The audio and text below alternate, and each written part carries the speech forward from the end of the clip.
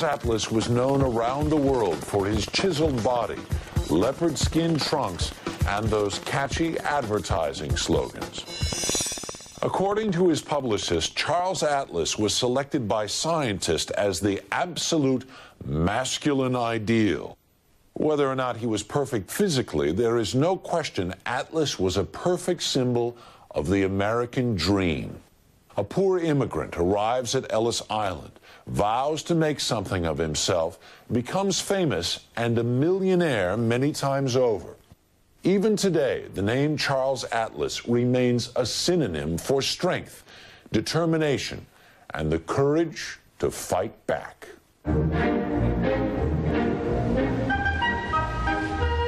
It's every young boy's worst nightmare. A day at the beach, a beautiful girl on your arm, and a well-built bully who kicks sand in your face. You don't have to be a 97-pound weakling and have someone kick sand into your face. No one does, not even Charles Atlas. But it happened to him too, until he fought back. Charles Atlas really was a 97-pound weakling and grew up to be the world's most perfectly developed man. His search for mighty muscles would change his life and revolutionize the future of physical fitness in America.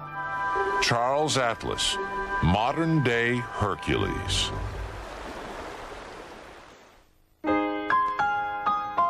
Charles Atlas's real name was Angelo Siciliano. He was born on October 30th, 1893, near the small town of Acre, off the coast of southern Italy. At the age of 10, Angelo and his family emigrated to the United States. They settled down in Brooklyn, New York, living in a cramped apartment on Front Street. Angelo's new neighborhood was a mix of Italian, Jewish, and Irish immigrants. It was a tough area, and Angelo had trouble fitting in. He didn't speak English, and at the age of 15, he really did weigh just 97 pounds. That made him an easy target for local bullies. One severe beating left a lasting impression on him. He'd gotten beaten by a kid coming home on Halloween night. The kid had a stocking full of ashes, and he beat him so bad it knocked him out for about an hour. And he went to his room, and he cried himself to sleep. But he said before he went to bed, he prayed to God that he said that he'd never let another man hurt him. But his prayers went unanswered, and the beatings continued. One afternoon, at the age of 16, Angelo brought a girl to the beach at Coney Island. The story now becomes legendary. We were sitting on the beach on the sand, and suddenly a bully came along, very handsome fellow, a fine physique. He looked at me and he figured, well, this scrawny guy with a beautiful girl, so he kicked sand in my face. And of course I had to take it. I couldn't get up and fight him. He was too big for me. Angelo was paralyzed. He knew he had to fight back, but how? One afternoon during a field trip to a local museum, inspiration struck. There, Angelo spotted a statue of Hercules and was fascinated by the Greek hero's magnificent physique. He asked his teacher how Hercules developed so many muscles. The teacher's response? By lifting weights. Immediately, Angelo joined the local YMCA, working out each morning before school. But no matter how many hours he spent at the gym, the exercises failed to give him the body he wanted.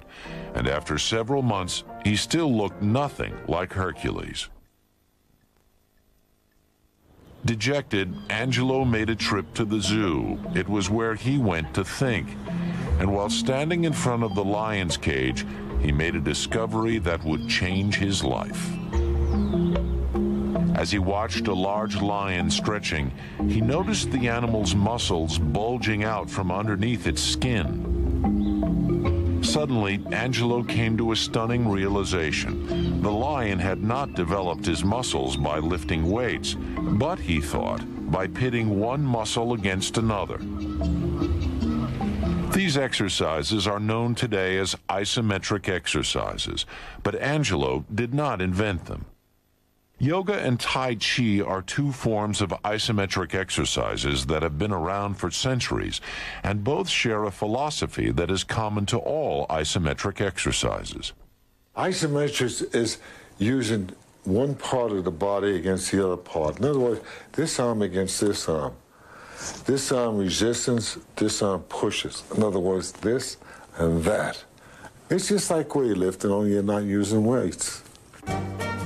Angelo developed his own set of isometric exercises and practiced them faithfully every day. He also ran several miles each morning and did hundreds of push-ups, sit-ups, and deep knee bends. Soon he had transformed his physique from skin and bones into chiseled muscle. It was a transformation that was not lost on his friends. One day, while on the beach at Rockaway, one of Angelo's pals jokingly told him, "Hey, Angelo, you look as good as that statue of Atlas on the hotel across the street." Angelo liked the sound of that. The name Atlas symbolized strength and power. It was also much more American sounding than Siciliano, his very Italian last name. And that appealed to a young immigrant eager to succeed in this country. In fact, he had already adopted the nickname Charlie for that very reason. And from that moment on, Angelo Siciliano would forever be known as Charles Atlas.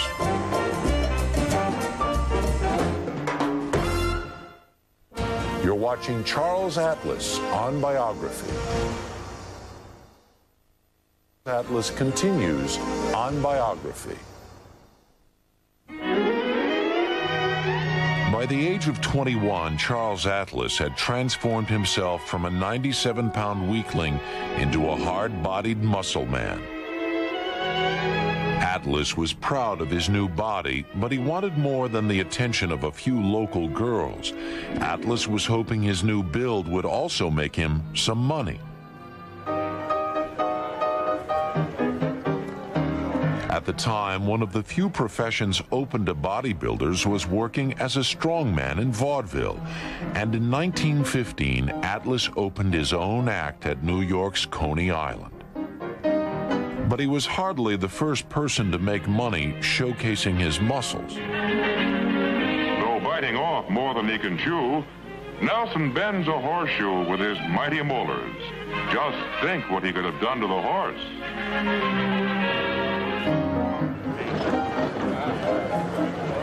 For decades, crowds at country fairs and circus sideshows were dazzled by the antics of these muscle men.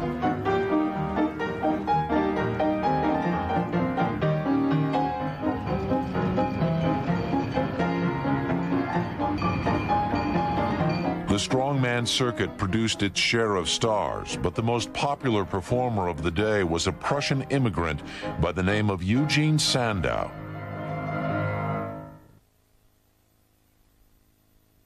Sandow performed all the usual feats of strength, but his greatest appeal was his sculpted physique, which he showed off to perfection with cleverly orchestrated lighting.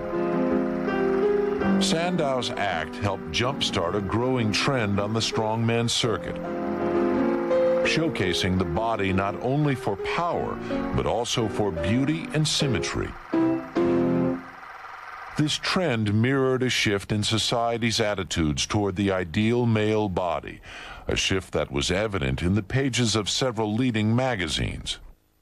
Well, in the later 19th century, if you're male, one of the real signs of prosperity and success is to be round. By the turn of the century, for men, that begins to change toward a more lean and sleek profile. Beards disappear. Ideal men are perceived as being smooth-shaven. And there's a further evolution in the 20s to a body shape that is more triangular. with the shoulders being the broad part of the triangle, shaped to a slimmer waist and strong legs and thighs. Charles Atlas fit this new ideal to a T. He was 5 feet 10 inches tall and weighed 180 pounds. His chest was 47 inches around, his waist 32 inches, his biceps 17 inches, and his calves 16¼ inches. And with those dimensions, he didn't go unnoticed for long. It was at the beach, a man was following me around, and he said to me, "I'm an artist, I'm just admiring your figure." He told me that I was a blend of Apollo and Hercules, all put into one. The young artist brought Atlas to the studio of noted sculptor Arthur Lee, who persuaded Atlas to pose for him.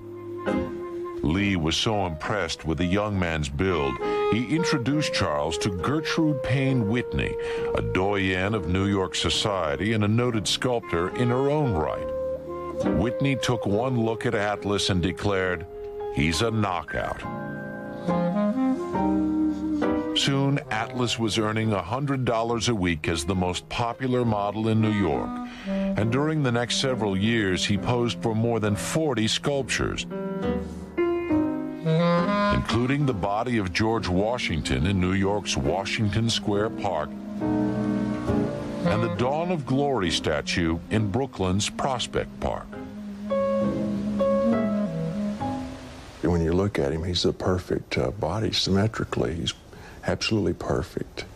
And I think he embodies the sort of the Greek classic ideal that we see in Michelangelo's David, for instance. It's total physical perfection.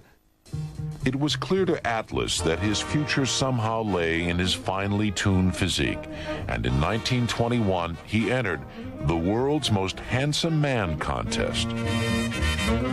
It was sponsored by Bernard McFadden, a leading physical fitness advocate and publisher of Physical Culture magazine. There's a real effort in particularly Bernard McFadden's magazine, Physical Culture, to show the body as a work of art as well as a symbol of health. In the magazine itself, there are depictions of people in tight-fitting clothing, tights or singlets for men. And clearly there's an attempt to portray the body as a work of art. Atlas sent a photograph of himself to the magazine. Several months later, he was declared the winner. The first prize, $1,000. It was more money than he had ever made. The following year, McFadden sponsored another contest to crown the world's most perfectly developed man. This time, the contest was held before a live audience.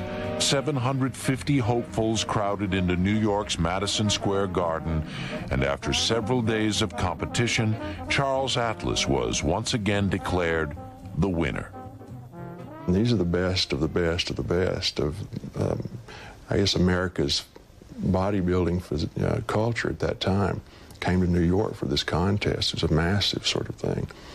And Mr. Atlas won the contest hands down. Mr. McFadden had had this contest going on for 20 years. And after Mr. Atlas won it the second year, he said, well, we're not going to have it again. Atlas will win it every year. As his prize, Atlas was offered the choice between a screen test for the movie Tarzan or $1,000.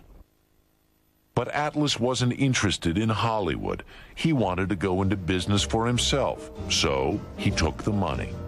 And during the next few months, he drafted a physical fitness course that was based on the group of isometric exercises he had done for years. Charles also added other cross-training exercises to his regimen. Deep knee bends, leg lifts, even calf stretches. He sold the course through the mail for $5, and its biggest selling point was that all of these exercises did not require even a single piece of equipment. In fact, Atlas's course was unique for the time. His competitors' courses all required the use of barbells, rings, or other apparatus. And by the 1920s, Americans were crazy about machines that promised a fast and easy way to get into shape. Will this make me gorgeous? This beautiful arms, back, and shoulders. Beautiful. That's wonderful.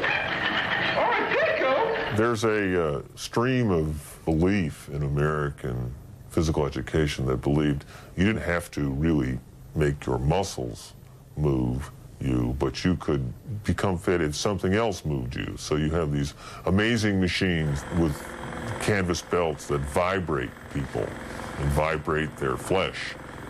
And the idea was that this was going to help them reduce. Well, how do you like it? Oh, it's great. But Atlas knew there was no such thing as a quick fix. Getting into shape his way required hard work and discipline, and he presented himself as the perfect example of that. If it worked for him, it could work for others. In essence, what Charles Atlas was selling, if you will, was hope. And I think the bottom line of all of that, and if you speak with anyone, from Arnold to anyone in the fitness industry, it's about presenting or selling or offering, here is hope. Hope to feel good about yourself. Hope to have pride in yourself. It worked on the psychology of the young kids, and it drew you in. And it asked simply the question, do you feel puny? Do you feel sometimes helpless and weak? And every kid says, yeah. But Atlas knew building a better body took more than simply exercise, so he offered more than just a workout. Instead, he promoted a way of life. He even told his students what foods they should eat. One of the blessings of American life is the easy access to a well-stocked table. Probably nowhere in the world do people eat as well or as much. At the time, most Americans ate meals that were high in fat, bacon and eggs for breakfast, and fatty meats smothered in rich, creamy sauces for dinner. Atlas suggested eating low-fat foods, lean cuts of meat, and plenty of fruits and vegetables. He also included tips on how to develop a strong moral character. In Lesson 1, Atlas urged students to ignore all idle gossip and to have confidence in their opinions and ideas. His advice seemed to catch on. During the first year, Atlas sold more than 2,000 courses. And by the end of his second year in business, he had made enough money to open a gym at 54th Street in New York City. But operating two businesses at once proved to be too much for the ambitious entrepreneur, and by 1928, Atlas had spread himself too thin. That year, he was forced to close down the gym, and the mail-order course, once the backbone of his enterprise, was also floundering. At age 35, Charles Atlas would have to start all over again.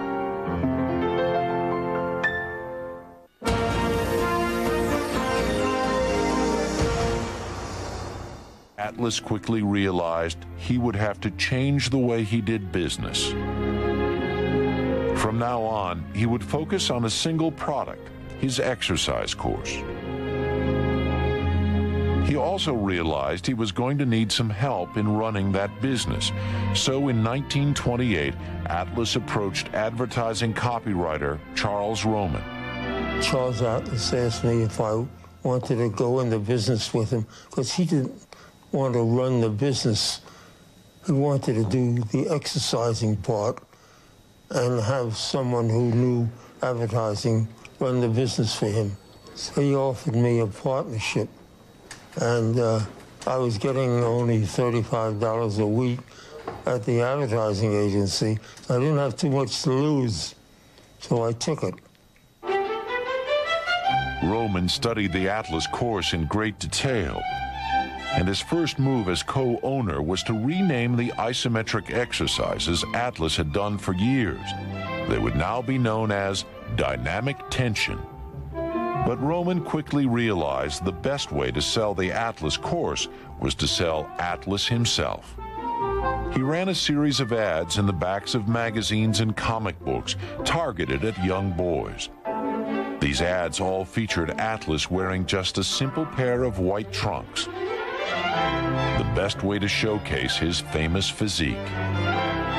He wrote ad copy to accompany these powerful new images, copy that was simple and direct. In 7 days, I can make you a man. Hey, Skinny, your ribs are showing.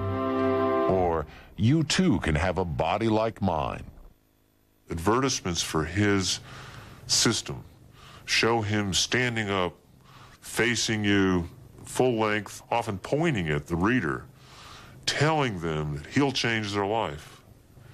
And so this sort of, it's almost in your face, if you will, attempt to sell his goods worked because it seemed genuine and believable to people. What makes an ad strong is if you can demonstrate that you can change something. If you can pay money and change something as a result of a particular program or idea, it's very powerful. And Atlas had the promise of change, and the promise is that you could put on these muscles, change your physique, that you could go from being a puny character into a kind of Zeus. And who can resist such an idea? Few young boys could, and during their first year together, Atlas and Roman sold more than 3,000 courses at $30 apiece. Where I lived, there was no gyms, and there was no place actually that I could go work out. So I sent away for the course, and just couldn't wait for the first paper that came in for me. And God, I jumped all over it like crazy.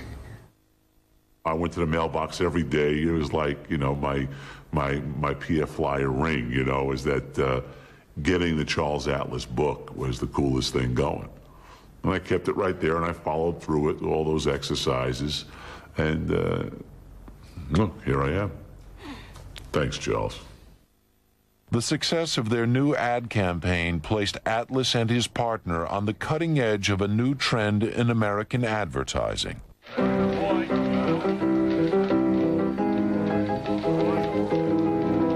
By the 1930s, the majority of Americans no longer made their living on the farm. Instead, many worked in white-collar jobs, sitting all day behind a desk.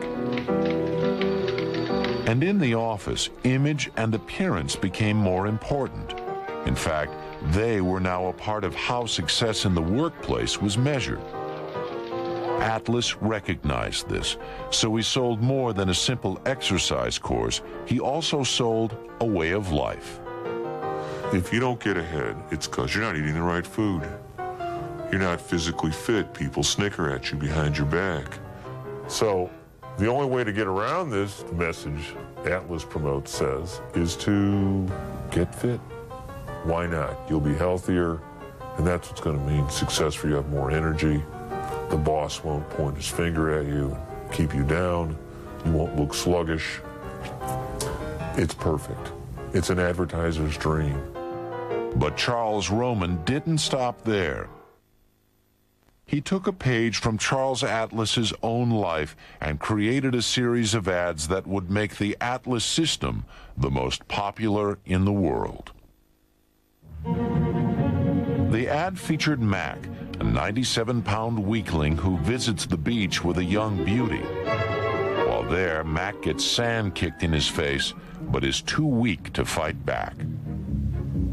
Frustrated, Mac gambles a postage stamp on the Charles Atlas course, and in a few weeks he's transformed himself into a mass of muscles. He returns to the beach and triumphantly beats up the bully who had humiliated him. Of course, he also gets the girl. I don't care who you are. You're sitting at home right now and you close your eyes, you remember that cartoon, that sketch of, hey, there's that skinny guy, and in 7 days you could have muscles. Man, I'm in, you know? What do I have to do? In every magazine, as a young kid that you opened up, no matter what magazine it was, if it was just a comic book or anything else, there was Charles Atlas courses being offered and how to get strong and how the average man can go and get in shape and all this and that. And I always saw him standing like this there and saying, hey, you don't have to be a 97-pound weakling and have someone kick sand into your face. Young boys all over the world took to heart the cartoon saga of the skinny teenager who triumphs over his tormentor. And by 1937, Charles Atlas had become a worldwide celebrity. It was one of the first examples of this, that you could create someone who came from very humble origins, who didn't have high political office, who wasn't a great movie star, and just by the power of advertising, turn him into a worldwide figure. And Atlas, in his own curious way, was the Muhammad Ali of his time. He was very, very well known all over the world. Atlas did it, Charles Atlas did it, and I'm no longer a weak, puny guy. He's got contented corpuscles, his muscles have bustles. I can pick up 2 dames with 1 eye. Atlas did it, Charles Atlas did it, and when he saw the results, he just cried. The only words he could speak were, brother, what a physique. Atlas did it. Atlas did it. Atlas did it. Yes, Atlas did it. And I hope he's satisfied. By 1937, Atlas and his partner had sold more than 500,000 courses, but they were hardly without competition. George Jowett, considered by many to be the founder of modern weightlifting, also sold an exercise course. In it, he promised students he would add 3 inches to their chest, all for just 25 cents. And strongman Earl Lederman guaranteed to increase his students' biceps by 1 inch and their chest by 2 inches in just 30 days. But Atlas's biggest competitor was Bob Hoffman, owner of the York Barbell Company. And in 1937, Hoffman decided to play hardball. In an interview with reporters, he claimed no one, not even Charles Atlas, could develop a muscular build without the use of weights. Hoffman repeatedly called Atlas a fake and referred to Atlas's dynamic tension exercises as dynamic hooey. He even went so far as to accuse the Atlas Corporation of false advertising. Hoffman's complaints caught the attention of the Federal Trade Commission, prompting an investigation into Atlas and his course. At issue was his famous slogan, "In 7 days, I'll make you a man." People want quick fixes, and that's why you tell them you can get a good firm buttocks in 7 days. You know, eat, here's a 7-day diet and lose 15 pounds. And none of them is possibly true. But one thing is, with these headlines, it encourages people to start. It said, in 7 days, I'll prove to you that you can be a new man. You'll start seeing results at the end of 7 days. Now, that can vary with the individual, but the average fellow, if he really follows the first lesson, at the end of 7 days, he will notice an improvement in his biceps and his chest muscles, his pectoral muscle. And so that it was really a truism, and I could say it with impunity. And the FTC agreed. They found no evidence of false advertising or unfair trading practices. And Atlas was cleared of all charges.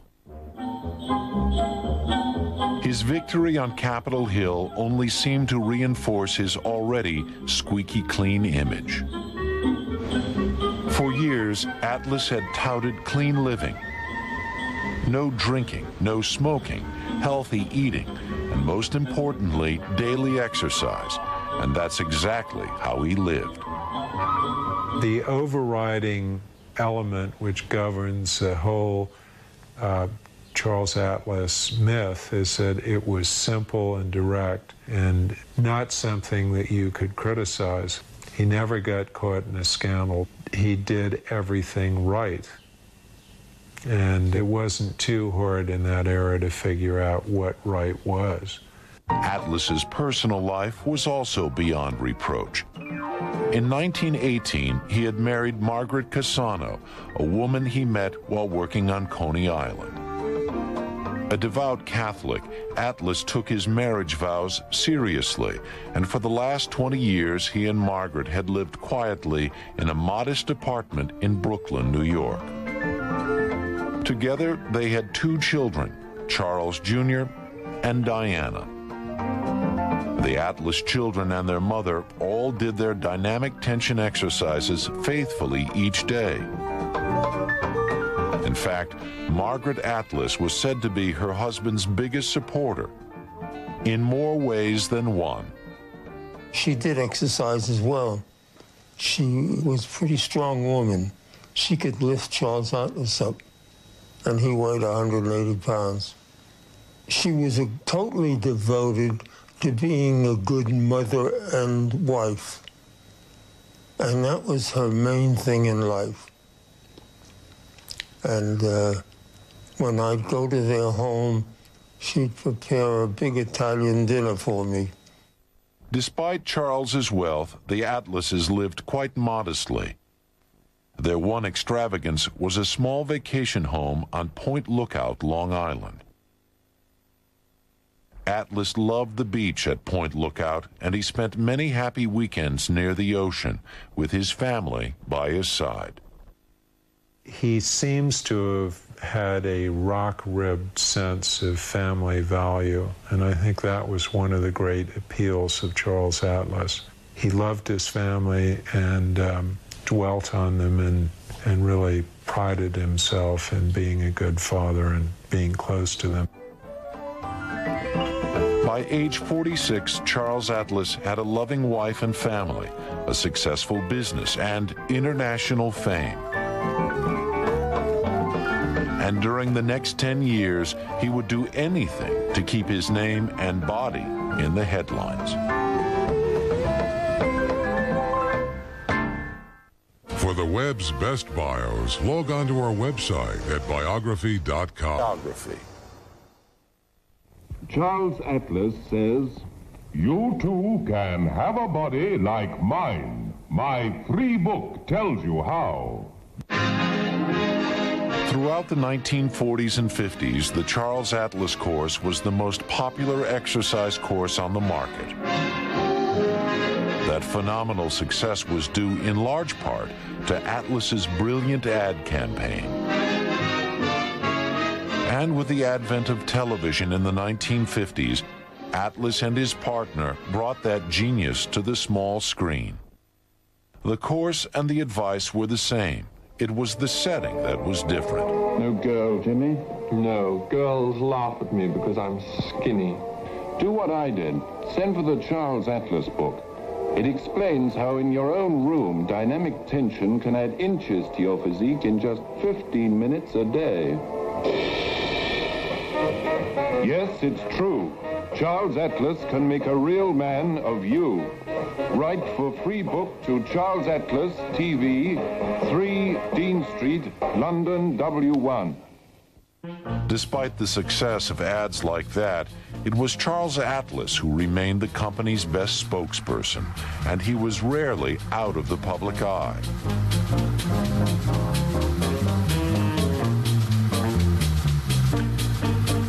In a 1939 publicity stunt, Atlas pulled a 145,000-pound railroad car more than 100 feet down the track. On another occasion, he delighted thousands of inmates at the Sing Sing prison by bending an iron bar in half. His appearance was immortalized in the catchy headline, "Man breaks iron bar at Sing Sing, prisoners cheer, no one escapes."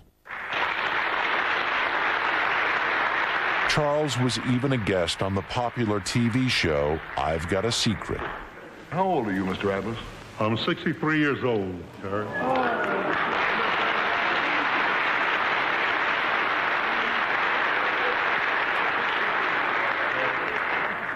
Well, how do you go about this? I know the system is called dynamic tension. That's right, Gary. It's the most simple way of training in the world. It's if you're 10 years old, you could do it, and if you're 90 years old, you could do it, and if you're a man or a woman, you could do it. Very simple. It's what we call pitting each muscle against the other. So resisting dynamic tension. Just turn on this way. That's You place the resistance of one arm to the other, and you pull. See? Up, down, up, down. And you do the same thing with the other arm. This one's stronger. I can't get this one up. At age 63, Atlas still had the body. But after 27 years together, it was his partner, Charles Roman, who still called the shots. Charles Atlas's life was really run by Charles Roman. And I think that Charles Roman was a kind of genius because he created this character that went worldwide and seemed to appeal perfectly to everyone in the world. And I think that Atlas's personal life was kind of kept to the side while Roman developed these stories about him and had him arranged events for him to appear in. And wherever he went, judging a beauty contest, even attending President Roosevelt's birthday party, Charles Atlas appeared more often than not naked from the waist up. Mr. Atlas was, in a sense, selling himself and he was showing the world that he's for real. I mean, a lot of these people, they would retouch photographs, they would do other things, make these outrageous claims. Mr. Atlas was constantly wanting to show people that he was for real. And in doing that, he had to show what he was selling was himself and his body, his physique. Atlas's famous physique even made a customer out of the U.S. government. During World War II, thousands of American men were rejected by the Army for being physically unfit. After hearing that, Atlas shouted to reporters, "Why in the hell didn't the United States government do something about this years ago?" So Charles stepped in, demonstrating his dynamic tension system at Army and Coast Guard training centers around the country. 1, 2, 3, 4. 1, 2, 3, 4. What are we going to be, a nation of weaklings? This new generation, as they come up, they are our next presidents, congressmen, lawyers, judges, our citizens. We don't want to be a nation of weaklings. Atlas was a genius at picking up on Americans' sense of weakness and their senses of vulnerability. He was like a lot of other sharp people in the advertising world who figured out a way to sell goods was to appeal to those things that frightened us a little bit. And he was also an exemplar of the efficient and healthy life without even the slightest tinge of it being anything other than becoming healthy and fit for your service to other people and to the United States.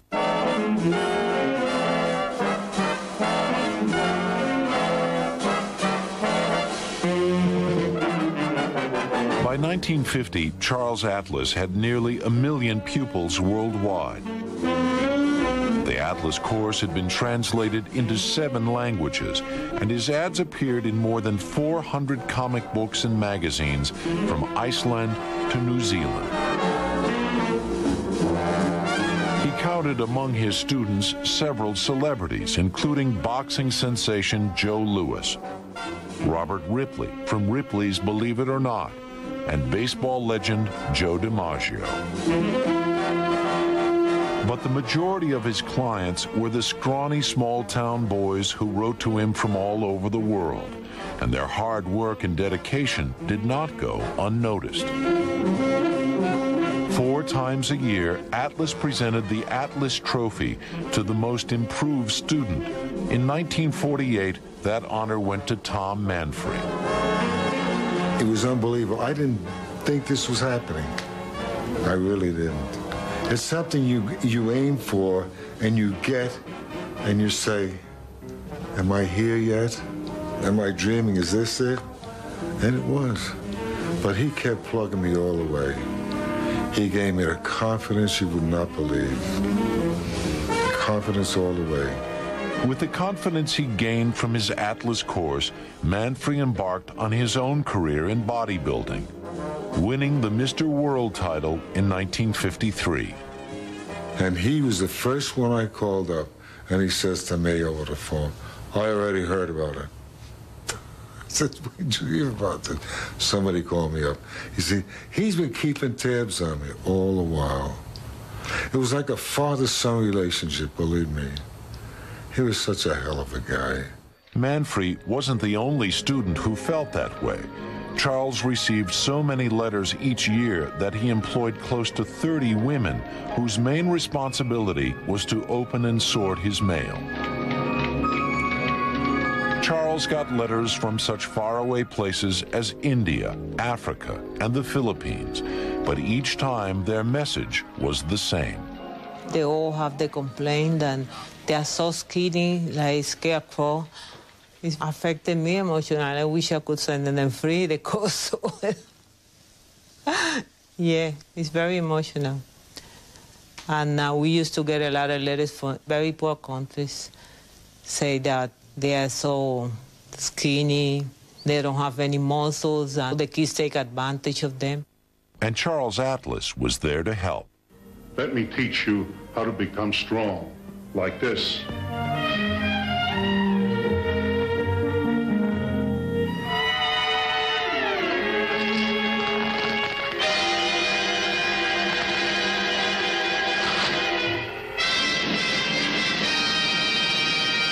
Atlas religiously followed his own advice, even at age 68. He began his day with 25 minutes of exercise.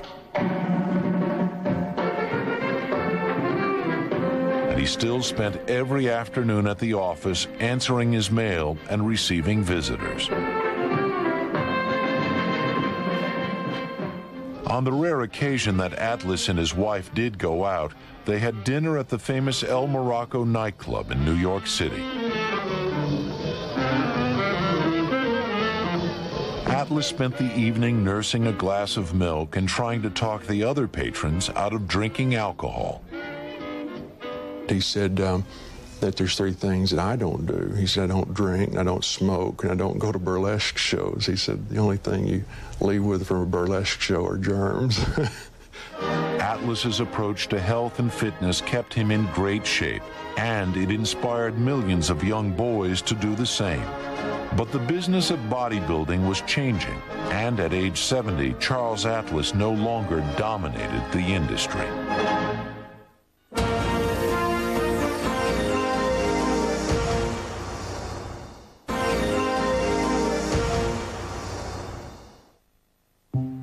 For more than 30 years, Charles Atlas was the strongest force in the physical fitness industry. But by 1965, he no longer had the field to himself.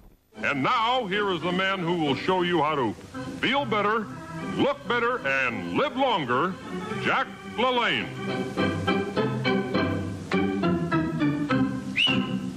Good morning and a happy Friday morning to you. Keep the dial right where it is, because this can be the most important day of your life. 5 mornings a week, Jack LaLanne was beamed into living rooms across the country, urging Americans to get off the couch and get fit. Touch your right foot first. Ready? Begin. 1, 2, 3. But he did more than demonstrate the proper technique of deep knee bends and toe touches. LaLanne also used the popular show to sell his own line of exercise equipment and vitamins. I would like to have each and every one of you try the new improved Vitalane All Natural. Here is a wonderful mineral and vitamin supplement for you and every member of your family. Canadian Joe Weider also perfected the art of cross-promotion. Weider published several health and fitness magazines, including Your Physique and Muscle Builder. And he used the pages of his publications to sell everything from nutritional supplements to Weider barbells.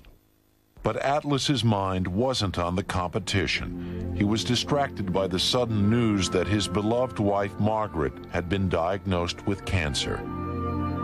In the spring of 1965, she underwent an operation to remove a tumor. But doctors were unable to save her.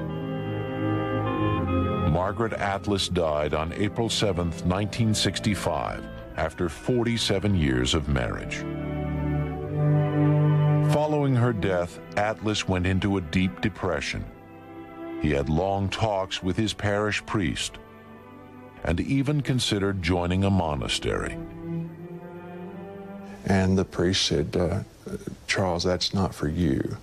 Your mission or purpose in life are those kids, the kids that write to you. And Mr. Atlas said after he thought about that a lot, he said, yeah, I guess I really do have an obligation. You know, I do have something to live for. I have my kids. I have the kids of the world. So Atlas went back to work, answering letters and dispensing advice on everything from health and fitness to diet and nutrition. Charles Atlas has always been his own best advertisement for his mail-order course of muscle building. This is true today, even at the age of 69. We asked him about his technique for turning 97-pound weaklings into men. Exercise is only tensing of a muscle. All of us, once in a while where you're sitting at an office or you get up out of bed in the morning, you clench your fist and you say, oh, it's good to be alive. And what you're doing, you are really exercising. You are doing dynamic traction exercise because you are tensing your muscles and you're giving your muscles the food they need. His own commitment to exercise never wavered.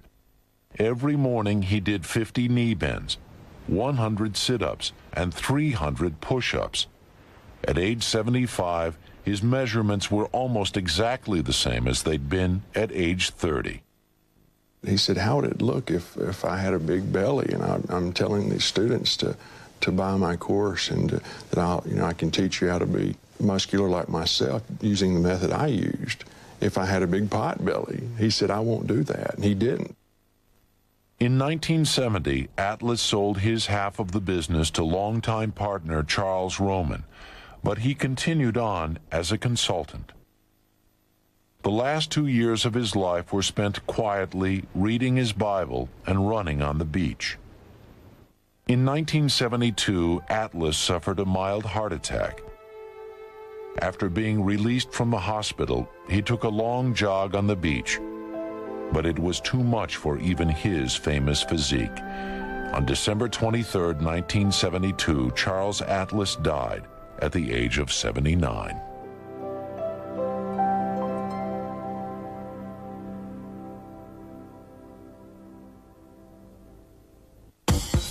Today, more than 30 million Americans work out, or at least they say they do. In fact, health and fitness has almost become a national obsession. But it's also big business. Exercise videos, high-tech health clubs, workout gear, and nutritional supplements all bring in more than $9 billion a year. And it all started with Charles Atlas. The whole movement for exercise started with Charles Atlas. Otherwise, there wasn't any such thing. And whether it would have come of itself or not, I don't know. But surely we jump-started the whole thing. And Atlas was unique. He had no gymnasium, sold no books or barbells. He sold only his course and his famous physique, but what he really sold was hope. If you can feel strong and you feel good about who you are, you can conquer anything you want in your life. I think that that's what the Atlas program was all about. It wasn't just, well, I can lift 425 pounds, but I can conquer anything in my life, any challenge that I have, I can do. The legend of Charles Atlas was crafted by the advertising whiz who appeared in our program, Charles P. Roman. It was Roman who invented Mac, the 97-pound weakling who got sand kicked in his face with humiliating regularity. He also came up with the term dynamic tension and served as president of the Atlas Company for nearly 60 years. 2 months ago, Charles Roman died. He was still following the Charles Atlas program and still in terrific shape until his heart finally gave out at the age of 92. Tomorrow on Biography, Sammy Sosa and Mark McGuire. They're at it again, hitting them out of the ballparks around the country. Sosa and McGuire, Thursday. For A&E, I'm Harry Smith. Thanks for joining us.